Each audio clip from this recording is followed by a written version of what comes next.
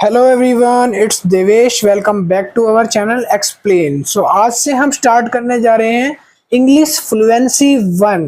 English fluency जो आपकी BA programme, BCom programme semester 1 और सेमेस्टर 2 की बुक है आपकी दिल्ली यूनिवर्सिटी SOLDU में। तो इस बुक की सीरीज आज से स्टार्ट करने वाले हैं और इसके सारे चैप्टर आपको कवर अप करवाने वाले हैं चैनल एक्सप्लेन पे वीडियो सीरीज के जरिए। ठीक है, तो वीडियो बहुत ज़्यादा इंटरेस्टिंग होने वाली है। आपको एक एक कॉन्सेप्ट सारा समझाया जाएगा इस वीडियो में और सारे चैप्टर और कॉन्सेप्ट क्लियर करे जाएंगे। सबसे पहले आप टेबल ऑफ कंटेंट देख सकते हो। जो आपके सामने ये टेबल ऑफ कंटेंट मैंने शो करा है, इस टेबल ऑफ कंटेंट में टोटल आपकी यूनिट है 3। अब हम इस 3 यूनिट्स को टोटली कवर अप करने वाले हैं और पूरी वीडियोस में सारे चैप्टर कवर अप करेंगे। तो हम स्टार्ट करने वाले हैं यूनिट 1 से। पहला जो यूनिट है उसके अंदर यहाँ पे 2 पार्ट हैं। 2 पार्ट में यहाँ पे यूनिट 1 का पहला पार्ट और दूसरा पार्ट है। फिर आपकी आएगी यूनिट नंबर 2, उसके बाद आएगी यूनिट नंबर 3। यूनिट नंबर 3 के 2 पार्ट हैं, यूनिट 3A और यूनिट 3B। ठीक है, तो टोटल मिला के आपके चैप्टर्स हो जाते हैं यहाँ पे 7 चैप्टर्स में आपकी पूरी इंग्लिश फ्लुएंसी हम आपको कंप्लीट करवाने वाले हैं। अगर किसी को इसके नोट्स वगैरह परचेस करने हैं तो इसके नोट्स जो हैं वो इजी रहेंगे आपके लिए, वो भी आप बाय कर सकते हो। नीचे व्हाट्सएप नंबर आपको गिवन है और ऊपर आपको कॉर्नर में भी मिल जाएगा। ठीक है, यही जो व्हाट्सएप नंबर है इस पे मैसेज करके आप कांटेक्ट करके नोट्स ले सकते हो, परचेज कर सकते हो मिनिमम अमाउंट पे करके। तो आइए वीडियो को करते हैं स्टार्ट। तो फ्रेंड्स, आज हम पढ़ने वाले हैं इंग्लिश फ्लुएंसी। हमारी फर्स्ट बुक है। BA programme, BCom programme semester 2 के जो बच्चे हैं वो सारे इसको देख सकते हैं, बहुत ही ज़्यादा बेनिफिशियल होने वाली है। यूनिट का चैप्टर नंबर 1 करवाने वाले हैं। फर्स्ट यूनिट का फर्स्ट चैप्टर है हमारा, जो कि आप बोल सकते हो यूनिट 1 का ए पार्ट है। ठीक है, पूरा एक वीडियो में कंप्लीट करवाएंगे। पहले यूनिट का नाम है in the domestic sphere. In the domestic sphere में आपको 2 चैप्टर्स मिल जाएंगे। 2 खूबसूरत सी पोएम है, जिसका पहला नाम है द लॉस्ट वर्ड, जो लिखी है एस्थर मॉर्गन ने। ठीक है, यूनिट 1 का ए पार्ट है, जो लिखी किसने है? एस्थर मॉर्गन ने। तो आपको साथ ही साथ आपके पोइट का नाम भी याद हो जाएगा। हमारी जो खूबसूरत सी पोएम है जिसका नाम है द लॉस्ट वर्ड। सबसे पहले इसके नाम को समझते हैं। नाम कैसे आया, कब आया, इंट्रोडक्शन इसका देखते हैं। तो आपकी बुक में जो इंट्रोडक्शन लिखा है यहाँ पे लिखा गया है, this is a short poem the lost word by the British poet Esther Morgan. आपको ये नाम याद रखना है, ईस्थर मॉर्गन। इन्होंने एक खूबसूरत सी पोएम लिखी है। शी वॉज बोर्न इन 1970 और इनका जन्म कब हुआ था? 1970 में। और 1970 में किसका जन्म हुआ था आपको पता होना चाहिए। 1970 में जन्म हुआ था ईस्थर मॉर्गन का। The particular poem is taken from her first collection और poem called beyond calling distance. इन्होंने काफी सारी पोएम कलेक्शन लिखी है, जिसमें से इनकी जो फर्स्ट पोएम कलेक्शन रही है वो बियॉन्ड कॉलिंग डिस्टेंस रही है, जो कि 2001 में पब्लिश करी गई थी। ठीक है, ब्रिटिश पोएम राइटर थी ये, बहुत अच्छी पोएम लिखती थी। Many of the poem in this collection of people who are unable to find their voice and affirm their independent identities। काफी सारे लोगों ने इनकी जो फर्स्ट कलेक्शन है उसकी पोएम को काफी खोजने की कोशिश करी, बट वो उनको मिल नहीं सकी। ठीक है, सबसे पहला है 1.4 the title of the poem the lost word. The lost word रखने के पीछे इनका कारण क्या था? द लॉस्ट वर्ड जो पोएम है वो किसको सिग्निफिकेंट करता है, किसको डिनोट करता है, हम पहले वो जानेंगे। तो लिखा है the poem as the title tell us is about the lost word, does it sound like a strange। मतलब कहने का है कि जो पोएम है, पोएम का टाइटल जो रखा गया है वो एक तरह का बिल्कुल मिस्टीरियस है, स्ट्रेंज है। द लॉस्ट वर्ड मतलब है कि जो राइटर है उसके कुछ शब्द हैं, कुछ वर्ड हैं वो लॉस्ट हो चुके हैं, उसके बारे में वो इसमें ढूंढ रहा है, उसको फाइंड करने की कोशिश कर रहा है। It does sound strange if we take the little literacy, we often lose things, but a word is not a thing। कह रहा है हम ना काफी सारी चीजों को ढूंढने लगते हैं जब कोई चीज खो जाती है, बट एक वर्ड जो है वो राइटर का खो गया है जिसको वो ढूंढ रहा है, और ये एक नॉट ए थिंग, कोई ये एक चीज नहीं है। How can we lose a word, कोई एक शब्द को कैसे खो सकता है। But we must admit their image and lost word is shrinking because we never hear of the word being lost. हमने कभी किसी के मुंह से ऐसा नहीं सुना कि कोई एक शब्द जो है वो कैसे खो देता है। Obviously we can not take this literally, हम इसको ज़्यादा सीरियसली नहीं लेने वाले। This must be deeper meaning which is not stated but implied. इसका बहुत ज़्यादा डीपर मीनिंग होने वाला है, बट जो है अभी जो आपको दिख रहा है वो ऊपरी आपको दिखाया जा रहा है, ठीक है। When we lose a thing we cannot use in our needs, ऐसी चीज़ें जो हम खो देते हैं बट हम उनको बोलते हैं कि वो हमारी ज़रूरत की नहीं थी। So when we can not use a word we can regarded it lost to us, और हम उस वर्ड को कैसे खो सकते हैं जो हमारे लिए बहुत ज़्यादा इम्पोर्टेंट रखता था, ठीक है। अब नीचे यहाँ से इसके स्टैंजास जो हैं वो चालू हो जाएंगे इंग्लिश फ्लुएंसी के। तो सबसे पहला जो स्टैंजा है वो यहाँ से स्टार्ट है आपका। पहली जो चीज है वो क्रिटिकल कमेंट्री है। अब देखो क्रिटिकल कमेंट्री मतलब क्या होता है, यहाँ पे एक बहुत ही सस्पिशियस सा वाइब क्रिएट होने वाला है राइटर द्वारा। तो इसमें वो हमें क्या बता रहा है, पहला जो लाइन है जिसमें लिखा है she is lost a word. देखो पहली लाइन में लिखा है she is lost a word, तो यहाँ पे आप ध्यान दोगे तो जैसे शी इज लिखा है तो इसके अंदर शी प्लस इज ये दोनों वर्ड लिखे हैं, बट इन्होंने इसको क्या कर रखा है, उसको स्मॉल शॉर्ट में लिखा है, एब्रीविएशन बना के लिखा है। आपको चीजें याद रखनी है।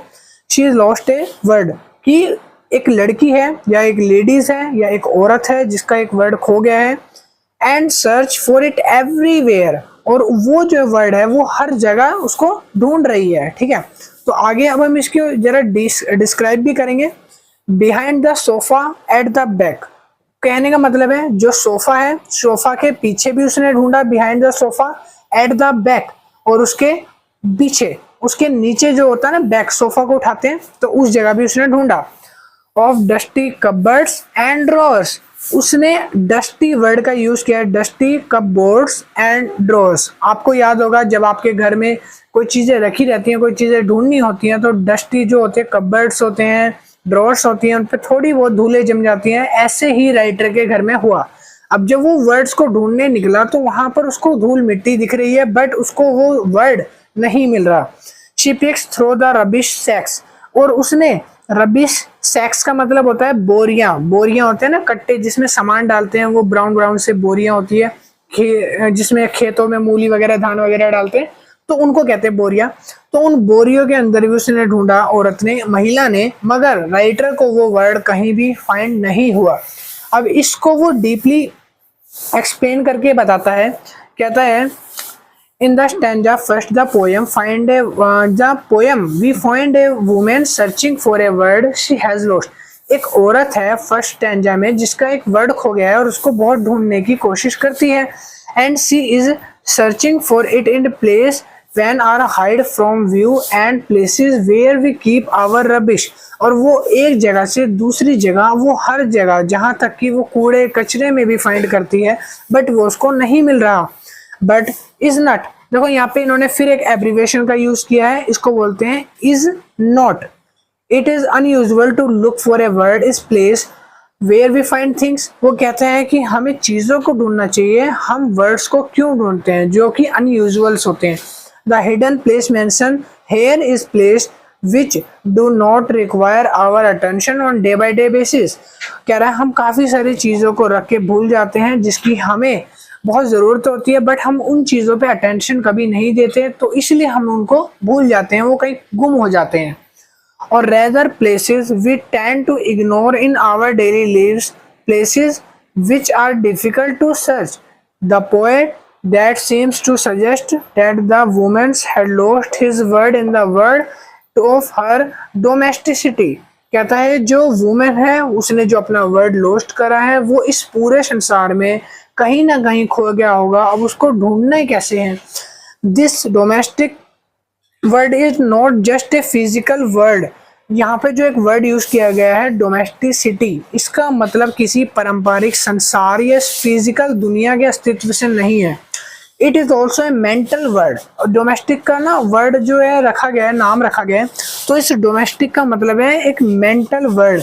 अपने ख्यालों में जो दुनिया बना लेते हैं तो उसी ख्याली दुनिया को इन्होंने नाम दिया है डोमेस्टिक वर्ड, जो राइटर ने दिया है, ठीक है। पेपर में पूछेगा डोमेस्टिक वर्ड किसको सिग्निफिकेंट करता है, तो ये क्या होता है, एक माइंड गेम की तरह है, ठीक है। माइंड में जो इमेज क्रिएट करी है तो उस क्रिएटिंग इमेज को कहा गया है डोमेस्टिक वर्ड।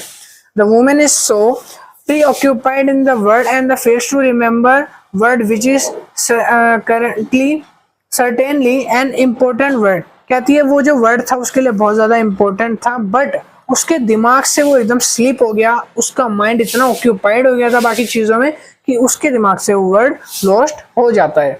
आगे वो कहती है like we have to observe, हमने आगे देखा, literally meaning explore that implied and especially case of lost is not a thing at all but a word। कह रहा है उसकी कोई एक स्पेशली थिंग नहीं खोई है बट उसका एक वर्ड खो गया जो कि फिजिकल स्पेस में खो चुका है। फिजिकल स्पेस में वो वर्ड जो है इतना हिडन है कि वो एक तरह से उसको मिल नहीं रहा है क्योंकि वो मेंटल स्पेस में अच्छी तरह से घुल चुका है, खो गया है, ठीक है। अब आगे जो राइटर है वो बताना चाहता है, वो क्या बताता है उसके बारे में आपको समझाते हैं। आगे वो बताता है from our childhood we are told about the acceptable and word is not. कह रहा है हमें बचपन में सिखाया जाता है कि क्या चीजें एक्सेप्टेबल हैं, क्या चीजें एक्सेप्टेबल नहीं है, and learn to avoid speaking. हमें ना स्पीकिंग मतलब बोलना अवॉइड करा जाता है, हमें सिखाया जाता है चीज़ों को। Much of this has to structure of power that exist in family and society we live in. हमें ये बताया जाता है कि जो सोसाइटी है, जो आसपास के लोग और फैमिली हैं, जो परिवार हैं, उनके द्वारा हमें कैसा माहौल क्रिएट करना है, वो किस माहौल में हम लोगों को देखना चाहते हैं। For instance in our society for further remains and that head of a family is supposed to obey and even when he was wrong। हमें ये बताया जाता है फैमिली में, सोसाइटी में क्या चीज़ें फॉलो करनी है, क्या चीज़ें फॉलो नहीं करनी है, क्या चीज़ें हमारे लिए गलत हैं, क्या सही है। This is specially true for girls, और गर्ल्स के लिए ये चीज़ें बहुत ज़्यादा मायने रखती हैं। They are suppose to concentrate on cooking and learning how to keep the house because they are expected to homemaker। और घर में लड़कियों से हमेशा यही कराया जाता रहा है कि उनको सिर्फ घर के काम करने हैं, उन्हें खाना पकाना है, घर के अंदर ही रहना है, साफ सफाई करनी है, और इसी के हिसाब से उनको एक होम मेकर बनाकर रखा जाता है। उनको आगे ग्रो अप होने का चांस नहीं दिया जाता है। They are not allowed to have a voice to sense have a independent identity. उनके पास कोई ऐसी अपनी खुद की पहचान नहीं होती, उनको कभी कुछ बाहर चीज़ों के लिए या अपनी आवाज़ उठाने के लिए परमिशन अलाउ नहीं करी जाती है। The women in this poem seems to be trapped in the power structure of her world. इसमें जो राइटर है वो फंस चुकी है एक ऐसे वर्ल्ड में जहाँ लोग, फैमिली और जो आसपास का माहौल है वो उसको ट्रैप्ड करके बैठा हुआ है, उसको एक तरह से उन्होंने जकड़ रखा है, ठीक है। वो उसको किसी चीज़ की आज़ादी या परमिशन नहीं दे पा रहे हैं। So much so that she was forgotten something विचुअल टू हरसेल्फ। तो इसीलिए उसने कहा कि मेरा एक वर्ड है जो खो चुका है, मेरे पास कुछ कहने का था जो मैं बोलना चाहती थी मगर वो मेरे पास से खो गया है, मुझे इतनी फ्रीडम नहीं दी गई है। सो अब इसका जो फर्स्ट क्वेश्चन है जो एग्जाम में बन के आ जाएगा, वो क्वेश्चन कुछ इस तरह का है, why it is difficult for women to have a voice. जो लेखिका है या जो औरत है, जो इसमें महिला है, वो किस चीज़ की पीड़ित है, मतलब किस चीज़ से पीड़ित है, उसकी आवाज़ में कैसा दर्द आपको देखने को मिला। सेकंड स्टैंजा पे आ गए हैं जिसमें क्रिटिकल कमेंट्री फिर दोबारा लिखी गई है। इसमें लिखा गया है under the carpet she find lots of other. Under the carpet she finds lots of other. उसने बहुत सारी जगह और कारपेट के नीचे तक भी चेक करा बट उसे वो वर्ड नहीं मिला। She had forgotten she had swept under their. वो इतना भूल चुकी है, वो थक हार कर उसके नीचे ही सो जाती है बट उसको वर्ड नहीं मिला। यहाँ पे इन्होंने एक और एब्रिवेशन लगाया है, शी के बगल में जो एच और डी लिखा है वो डी नहीं है, वो शी हैड लिखा है, ठीक है। इसको शी हैड का इस्तेमाल करते हैं। तो इंग्लिश फ्लुएंसी में ये बातें आपको याद रखनी है एग्जाम लिखते time. But not the one she is looking for. कह रहे हैं कि वो एक ऐसी एक महिला नहीं है जो उस वर्ड के लिए ढूंढ रही है। The trouble is it small only 2 letters. ये जो वर्ड है लॉस्ट वर्ड, ये देखने में बहुत ज़्यादा स्मॉल है, छोटा सा लगता है लॉस्ट वर्ड, बट इसके पीछे का जो मीनिंग है वो बहुत ज़्यादा डीप और डार्क होता है। Through no less visuals valuables for that, कि इसके लिए बहुत ज़्यादा कीमती है वो वर्ड, बट लोगों के लिए वो बिल्कुल भी वैल्यूएबल नहीं है। वो बिल्कुल ऐसा है जैसे कि कूड़े के ढेर में कचरे। ठीक है, आगे वो इसके बारे में बताती हैं। We see her looking under the carpet and there she find many words that were swept under the carpet. जब वो कारपेट के नीचे झुकती हैं तब उनको काफी सारे वर्ड देखने को मिलते हैं, बट उनको वो वर्ड नहीं मिलता जिसकी वो तलाश कर रही हैं, जिसके लिए वो देख रही हैं। The face swept under the carpet, ये जो लाइन है स्वेप्ट अंडर द कारपेट, मतलब काफी सारे वर्ड हैं जो काफी सारे ऐसे हैं जो कारपेट के अंदर सोए हुए हैं, बट वो एक वर्ड जो है वो इंडिकेट जिसको किया गया है वो उसमें नहीं था। Used to indicate that something was hidden deliberately, कह रहा है ऐसी चीजें जो बहुत ही ज्यादा अच्छे तरीके से छुप गई हो। What are these words? She had swept under the carpet. We tend to sweep under the carpet things we don't want others to see or things embarrass us. कह रहा है काफी सारी चीजें हैं जिसकी वजह से वो अपने आप को embarrass करती हैं। And we tend to find and hide to suppress things when we are not very confident about that. The woman has seems to be habit sweeping many words under the carpet. काफी सारी चीजें ऐसी होती हैं जिसको वो जो महिला है वो अंडर द कारपेट कर देती है, मीन्स अपने दिमाग से मेंटली रूप में उसको गायब कर देती है। It shows she is not very confident person, ये दिखाता है कि जो वो महिला है वो लेडीज है, वो लेडी है, वो बहुत ही ज्यादा अनकंफर्टेबल महसूस करती है, एम्बेरस महसूस करती है और वो वेरी कॉन्फिडेंट पर्सन नहीं है। मीन्स यहाँ पे एक पोर्ट्रेट स्केच बनाया गया है, ये जो मैं अंडरलाइन कर रहा हूँ ये एक पोर्ट्रेट है कि वो महिला बहुत ज़्यादा अनकंफर्टेबल रहती है और अनकॉन्फिडेंट रहती है, अपने ऊपर ही शक करती है। She had hidden a surprise and forgotten to use many words because she is not confident about using them, और वो उन सबको लेकर अभी भी कॉन्फिडेंट नहीं है। अब आगे नीचे आपको मैं कुछ चीजें क्लियर करूंगा। Using language in the beginning of socialisation, language is not just a vehicle of communication, it is also something to transmit values for intense. We also use good before bad and in opposition to bad, this is a system of heresy. उसके बाद लिखा है we also use day before night, man before women, God before devil, as so on. Means कहने का मतलब है कि यहाँ पर काफ़ी सारी जो चीज़ें हैं वो सोशलाइजेशन में शुरू से हैं। लैंग्वेज जो है, कम्युनिकेशन जो है वो एक मात्रा, एक साधन नहीं है किसी चीज़ को बताने का, वो एक वैल्यूज़ भी प्रकट करता है। इसमें यहाँ पे कुछ एग्जांपल दिए, जैसे we always use day before night, हम हमेशा यूज़ करते हैं दिन रात, हम दिन रात में दिन का इस्तेमाल पहले करते हैं रात से। ऐसे ही मैन फॉर वुमेन, हम मैन एंड वुमेन जो बोलते हैं उसमें हम मैन का इस्तेमाल पहले करते हैं वुमेन से। गॉड बिफोर डेविल, भगवान राक्षस का इस्तेमाल करते हैं तो पहले गॉड आता है फिर डेविल आता है। ऐसे बहुत सारे एग्जांपल्स जो उस वुमेन ने दिए कि हम काफ़ी चीज़ों को सुपीरियर रखते हैं, आगे रखते हैं, बट जो चीज़ें हमें आगे रखने की ज़रूरत है हम उसको भूल जाते हैं। इसी तरह वो आगे इस पे बातें करते हुए आगे लिखती हैं, we must examine the search of the lost of word in the contents. हमने इस पूरे में देखा कि लॉस्ट ऑफ वर्ड की जो कहानी है उसमें क्या क्या वो लॉस्ट कर चुकी है।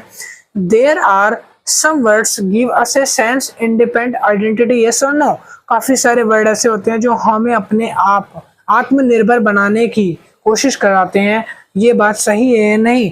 As such word we often to our parents word to control us, हम जब छोटे रहते हैं तो हमारे हाव भाव से लेकर कपड़ों से लेकर हमारे शब्दों तक हमारे पेरेंट्स कंट्रोल करते हैं कि हमें क्या बोलना है, क्या गलत है, क्या सही है। द पावर टू से yes know comes with authority, ये जो पावर होती है, ये जो शक्ति होती है हमें कुछ बोलने की, लोगों के आगे आगे दिखने की, ये हमें एक अथॉरिटी, एक अधिकार दिया जाता है जो कि हमें अभी नहीं मिलता।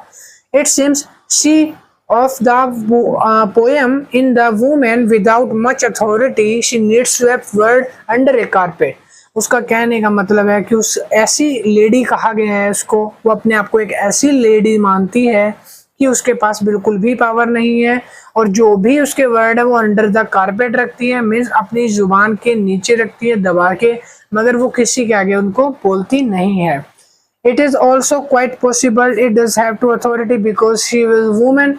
यहाँ पे लिखा है क्या उनको ये बोलने का अधिकार नहीं है या उनको किसी चीज की अथॉरिटी नहीं दी जाती क्योंकि वो एक लेडी है। ठीक है, तो इसके आगे उन्होंने ऐसा। अब हम आ जाते हैं हमारे स्टैंजा नंबर 3 पे जिसमें लिखा है she stands ranking her brains. यहाँ पे लिखा है she stands ranking her brain, means उनके दिमाग से वो सारी चीजें हमेशा जो गायब होने वाली होती हैं वो हमेशा रहती हैं, बट कुछ चीजें कभी कभी गायब इस तरह से हो जाती हैं कि वो दोबारा उस दिमाग में याद नहीं आती है। For the last time she used it, आखिरी बार उन्होंने उसको कब इस्तेमाल किया था। But all the outcomes mind and fail attempts, काफी बार हम ऐसी चीजें करते हैं जो हमें याद रखना मुश्किल होता है, हमारे दिमाग से कभी कभी कोई चीजें ऐसी स्लिप हो जाती है कि हम उसको याद करने की कोशिश करें, काफी अटेम्प्ट के बाद भी हम फेल हो जाते हैं। When her mouth was full of someone else's tongue, उसका जो मुंह है वो पूरा का पूरा शब्दों से भरा रहता है, शब्द क्या बोलने हैं उसको सब पता रहता है, बट एकदम से कभी कभार ऐसा हो कि उसके दिमाग से वो वर्ड स्लिप हो जाए, उसकी जुबान पर वो वर्ड निकलने को राजी नहीं होता। ठीक है, तो आगे वो इसी को बताते हुए बोलती हैं कि she takes a break from a frantic search and think about the word. काफी देर सोचने के बाद अब वो एक अलग ही दुनिया में चली जाती है जिसमें वो सिर्फ एक वर्ड के बारे में सोच रही है। She try to remember last time used this word, आखिरी बार उसने उस वर्ड को कब यूज किया था वो सोचती है। This is a very common way to remembering and lost of misplaced, अब वो उस मिसप्लेस का पता लगाने वाली हैं जहां पर वो वर्ड उनका खो चुका है। But this attempt also need a failure, यहाँ पर उनको इतना पता लगाने के बाद भी वहां पर उनको फेलियर ही हासिल होता है। आगे जो लेडी है वो कहना चाह रही है, कहती हैं the failure of you through she had tried several times, उसने बहुत बार ट्राई करा, बहुत बार कोशिश किया, and she has failed to become her mouth and full of something else tongue. अपने चेहरे के हाव भाव से वो बताती हैं कि उसने बहुत बार ट्राई करा उस वर्ड को याद करने का, बस वो मुंह तक आने ही वाला होता है कि जुबान पर आते आते रह जाता है, वो भूल जाती है उसको क्या बोलना था। When the poet says her mouth was full of someone tongue else, it does not mean have did not to have come and tongue of her tongue. Tongue here is used to sense of voice, जो हमारी जुबान है वो हमारा काम करती है कि किस तरह से हम लोगों को आगे लोगों के बोलना है। When the woman tries to remember words she has lost to unable to because she has to using not to own but someone else words she was saying what word other wanted her to say, वो क्या बोलना चाहती है, दूसरों के लिए क्या feel करती है, तो वो ऐसा नहीं बोल सकती। The ending of this poem does not give us any definite clues about the word she is looking for. कह रहा है कि जब पोएम खत्म होती है तो इसमें भी वो एग्जैक्ट नहीं अभी फाइंड कर पाई है, डेफिनेट क्लूज के हिसाब से बता रही है कि वो बोलना क्या चाह रही है, बट वो एग्जैक्ट नहीं बता पा रही है कि वो क्या बोलना चाह रही है। If we probe further think about the word and looking for we will realize that is in two letter words and that it is an important word, वो बहुत ज़्यादा important word था उसके लिए जो वो बोलना चाहती थी। The woman it seems has never been able to use the word because she has not able and used to her own voice. We know that voice, हम जान चुके हैं कि उसकी आवाज़, उसके दर्द, उसकी पीड़ा, वो क्या बोलना चाहती है, बट वो सबके सामने खुलकर उसको ऑब्सेस्ड नहीं कर पाती है, उसको नहीं बता पाती है। आगे वो बोलती है in the other word the freedom to choose express idea and opinion, वो एक तरह से आज़ादी चाहती है, आज़ादी अपने उन विचारों से, आज़ादी उन सोसाइटी से, आज़ादी उन लोगों से जो उसको बोलने की फ्रीडम नहीं देते, एक अलग आइडेंटिटी, एक अलग पहचान जो वो चाहती है। अब इसमें देखो यहाँ पर इन्होंने काफ़ी स्मार्ट वर्ड का यूज़ किया है, जैसे me, M, no, asset, one individually, perhaps it is the one of the words that looking for is she looking for words no, we know the ability of no gives the sense of freedom, हमें no जो word है वो एक freedom provide करता है, कभी कोई गलत काम के लिए बोले तो उसको नो करना एक फ्रीडम देता है। परहैप्स इसी तरह से लाइफ में कभी कभी हमें नो भी बोलना चाहिए या एक्सेप्ट करना चाहिए, ऐसा वो बताती हैं। ठीक है, आगे वो बोलती हैं if we look for a position for a woman traditional society realize a woman know the great challenge। इस पूरी सोसाइटी में एक महिला के लिए नो बोलना, किसी को मना करना एक बहुत बड़ा चैलेंज हो जाता है।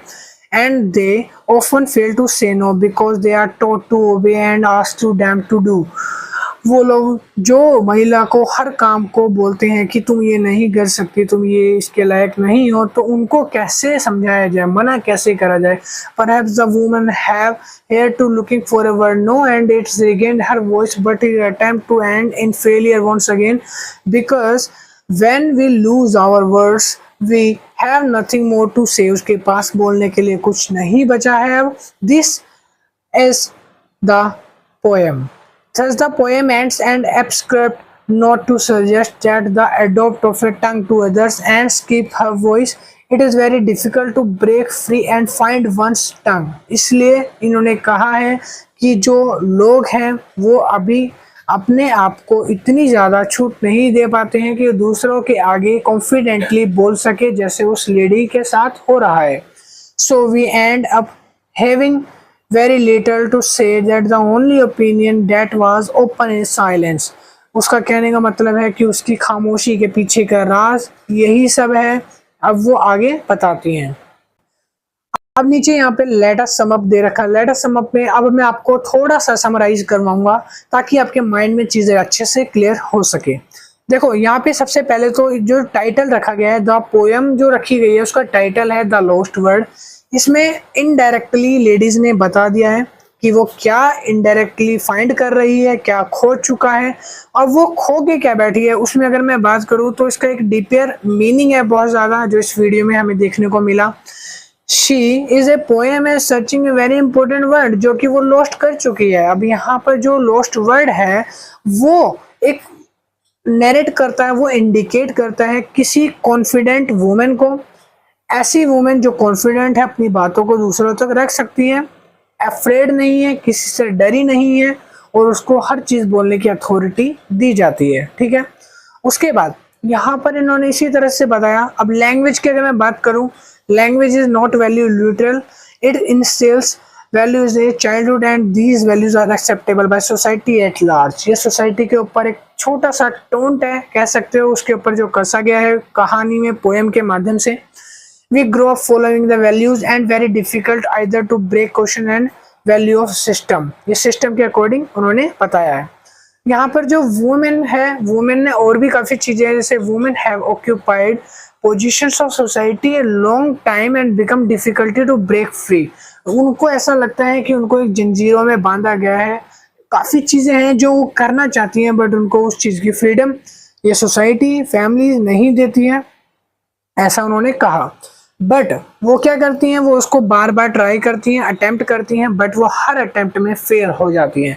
यहाँ पर कुछ एब्रीवेशंस का यूज़ किया गया है, जैसे मी, एम, नो, और उसके साथ ही साथ मैंने खूब सारे एब्रीवेशन ऊपर बताए थे, जैसे शीज में इज एब्रीवेशन है। अगर आप इसको एग्जाम में लिखोगे तो आप एब्रीवेशन लगा के लिखोगे, एब्रीवेशन लगा के लिखोगे तो अच्छे मार्क्स आएंगे। ठीक है, अब नीचे देखो थोड़ी सी आपको नोट में एक तरह से बताऊंगा। रबिश, आपको काफी सारे वर्ड इसमें आए होंगे, जिससे रबिश मीन्स होता है वेस्ट मटेरियल एंड गार्बेज, मतलब कूड़ा कचरा वगैरह। कारपेट, यहाँ पे जो कारपेट मतलब वो दरी वाली कारपेट नहीं है, यहाँ पे the thick heavy covering made of wool synthetic fibre for floor.